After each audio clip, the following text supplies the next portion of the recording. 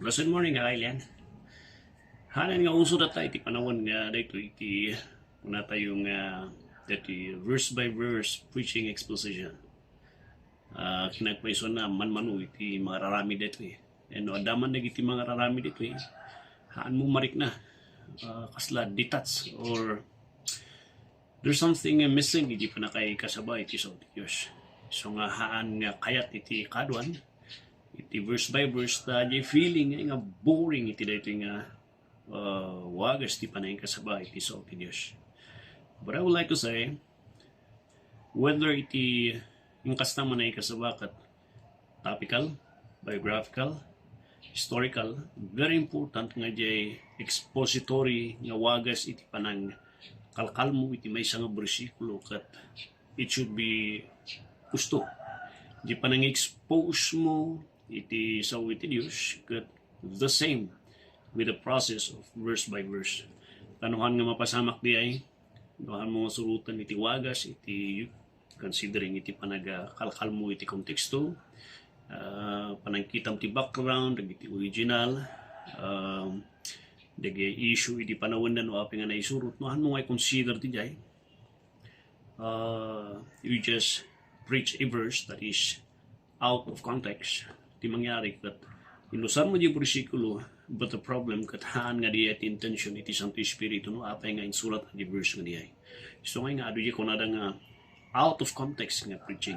And mabaling ako ng mga entertaining, mabaling ako ng mga mayat na entertain iti mind, naragsak na ganas, but when it comes iti faithfulness, the purpose iti Santo Espiritu why he wrote the verse niya, you have become unfaithful in the purpose iti Santo Espiritu who is the author iti scripture.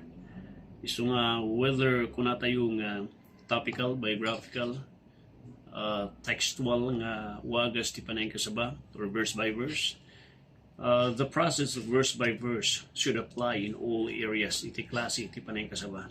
Gapos that will spare us iti out of context nga panaka-explicar kat nga panahon. Adata iti panahon where Christianity is already accepted. But I see a great tragedy iti mangyari dita. That is the tragedy nga kuna tayo nga arudag iti verses nga mosusar tata ken arudag iti Christians and ministers and preachers who are using verses but out of context iti situation na. That's the problem ng iti false teachers. Ikot na mo ti scripture but it is an out of context nga panakay-presentar iti sa Diyos. So nga dahil iti bendisyon iti kunatay nga verse by verse nga preaching tayo gapusta it will protektaran da tayo iti out of context nga panakay-presentar iti sa Diyos. And welcome kakabsat iti nagsapan still ada tayo iti Roma chapter 9 verse 3 and in the journey iti dating a book how I pray ma-appreciate you iti dayti panag-aral tayo. Well, kas may isang taxi driver mo lang may sarigi iti kami misno na lumang kada kami nga to drive is jay mga appreciate iti creation. Muna duma focus kami laan na di kalsada namahan mi nga mapakikita de kinadaru kan kina kuna tayong sabasabaling nga places nga papapanan. Sometimes we forget the beauty dagiti creation, connected projects, connected improvements ti city tayo na doon makat maliplipatan di ay. Nagawid kami langan ng nabanbanog kami but when it comes to appreciation iti pinaso iti hapon niya rin ilinabasan mitata iti kami nga afi-fail because nuraduma di focus mi kat di kalsada lang kan di destinasyon lang di papanan di pasero that we fail to appreciate iti parswa iti Diyos. And sometimes in the study iti scripture mangyari di ay we do not appreciate iti scripture gapusta nuraduma hunting at well hunting kita ang gusto nga proseso ti panang-speaker ti sa ti apo that will lead us to appreciation iti sa ti Diyos. And I hope iti verse by verse nga iti nga series tayo agramramot iti puso kong panunot yung nga mapapresya. Alright? Idata iti verse 3 iti Roma chapter 9 verse 3. For I could wish that I myself were accursed from Christ for my brethren, my kinsmen, according to the flesh. Last night, ingayon ko na ito yung verse 2 gapusta agsilpo gamin yung verse 2. I would like to separate iti dito nga agsapa iti mensahe kun point na dito verse 3 nga dito di point dito ikat kastoy tano da duma ada di panakawat nga ada kadi iti panakabalin nga mabalin nga isalakan tayo iti kakailyan tayo ada kadi iti posibilidad nga sikakat mabalin nga isukat mo iti kararwam nga numawalbalin kat mapan ka di impyerno kat mapanday di langit.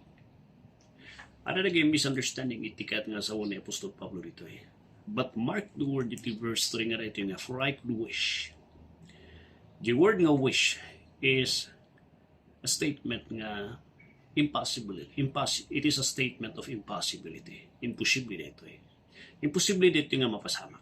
Ngam no siyak lang tidamagan nyo. So tikong kunan Apostol Pablo. No siyak lang tidamagan nyo, no posible. Dito banag nga imposible nga dito. No nagbalin lang nga imposible nga kayat iti Diyos, kan ipalubos iti Diyos. Nakasaganak nga mapan iti impyerno, nga madusa iti impyerno. In exchange, iti kararwa, dagiti kakailyak.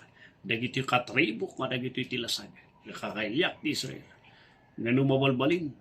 No sura lang ti mapan di langit, kat numabalbalin lang, asyak ti mapan di impyerno. Nakasagana. Here, ada tiket ko kitaan tayo. Di pelang rugi iti uno na, makitam di passion, di blinded passion ni Apostol Pablo. Ti awag tayo di blinded passion kat very, di term tayo takat fanatic or fanatico. May isang tao nga nakasagana nga matay, iti may isang sursuro kung may isang aktor nga uray awan iti batayan na truth, uray no mistake mat iti standard, iti truth, iti so ti Diyos. Yet, kayat na nga ilaban, and he is ready, he is willing to die for that practice, for that truth, for that religion, uray no kunam nga mistake. We call those people fanatics. They have the passion, nung bulag. They have the burden, iti panangitakbot na ti religion da, iti faith da, but it is a blinded faith. So, kuna tayo, fanatic. Kuna na Apostol Pablo, no kitaan tayo iti panagbiag na, there was one time, he was a fanatic man. May isang fanatiko nga tao. He is willing to risk iti life na, tapno maprotektaran iti religion na Judaism. Nabanod di religion nga di ay. Kapustagi ko na, that is the only valid nga religion, nga legit, nga putpud no nga religion nga binangon iti Diyos. Inga na di dimtang di chimpo, there was a time, everything changed. Na mamuna ni Kristo Jesus, didalan iti Damascus, binaliktad ti Diyos isuna. Naluktan iti puso kung kapanunutan na nga chimpo, and kunay iti Santiago. That was the time, iti conversion ni Apostol Pablo. Aday ba ka na kayo? Dahil may nga bulag nga panatiko iti reliyon. Nagbaling nga devoted iti truth ni Kristo. Isudya ko na nga, I say the truth in Christ. Di lablabanan na nga takder, may panggap kini Kristo, tatak at nagbaliktad iti amin. He was already a defender of the truth. And kunana iti Santiago, he was willing and he is willing to lay his life in exchange kadag iti kakailyan na. But the problem, that is only a wish. Ngam no mabalbalin lang kuma, kayat na. Hana nga isad-suggest nga mabalin. Hana nga isad-suggest nga ada iti panakabalin, nga mabaling nga tungtungan tayo ti Diyos, tapno masalbar pa'y dagiti ada di impyerno, nga may kanay tinamnama. Hanamat nga isad-suggest nga kung kunana nga di bali ta iranod ko isuda. So no da dumada dagay statement. Iranod da kami tigimong yo ati kararang yo. Haan nga mabalin di ay. haan nga mabalin diay. Ti kunan Apostol Pablo, that is a statement of impossibility. Yet, agburburok iti puso na over that impossibility nga mabalbalin ng kayat na. Although amuna nga haan nga mabalin. Could you see the passion na Apostol Pablo? Knowing nga may sak nga napili ti Diyos, knowing nga insagana ni Apo Diyos di aldaw ti panakaisalakan ko, knowing nga di aldaw nga di ay linukpan iti Diyos ti kapanunutak, knowing nga di nga tsimpo I am justified, and knowing that I am already glorified. Inikanak ni Apo ti eternal life, inikanak ni Apo iti kari promise, the eternity future after my death, or di ko na tayo nga itsimpo iti rapture, ada iti immortal body, kanada iti eternal place iti heaven. And considering nga iti bagikat, ada iti Santo Espiritu nga nasilyo anak, nga mang panaknak, nga nalpas ti transaction, iti panakaisalakan kanya. Ti Santo Espiritu kat sinilyo anak, tatno panaknak ka nga bagi nak ti Diyos. Knowing dagiti nga banag, nga uray ti Diyos, ni Diyos ama binuya na ni anak, nga pinalpas tat ni misyon, hana nga inispala na tinulungan, para lang kanya. Oh, how great, how amazing that ang grasya.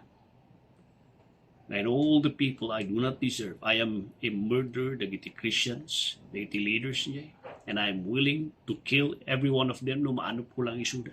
I am willing to put them in prison, yet, kaskas daw ti panagpili ti Diyos.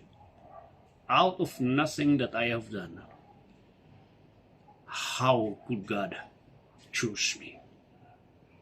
In my unnothingness, in my unworthiness. Amazing grace. Kuna na Apostol Pablo, knowing nga kasi iti nangyari, dahil ito'y tirasun na apeng agburburok tiriknak. Tapno madanon kayo mat iti minsay. Tapno manggag yung mat iti minsay nga nangag ko, nga ginurgurak ng tatakat iso tilaglaba ko, kaya't ko nga mangagyo. Ada ka iti kasi nga puso mo iti Diyos.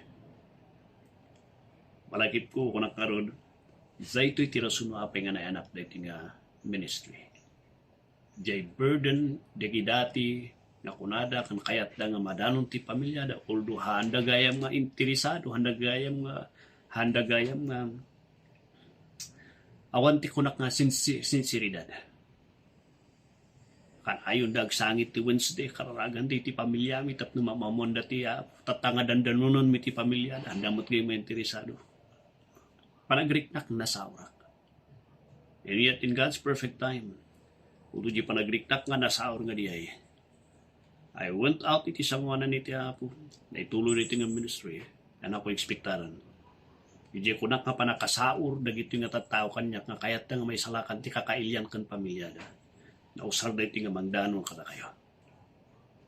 Iso nga ko na, it is a blessing in disguise. Nagmariyarik na kini first, gapusta di thinking nga sinaor na.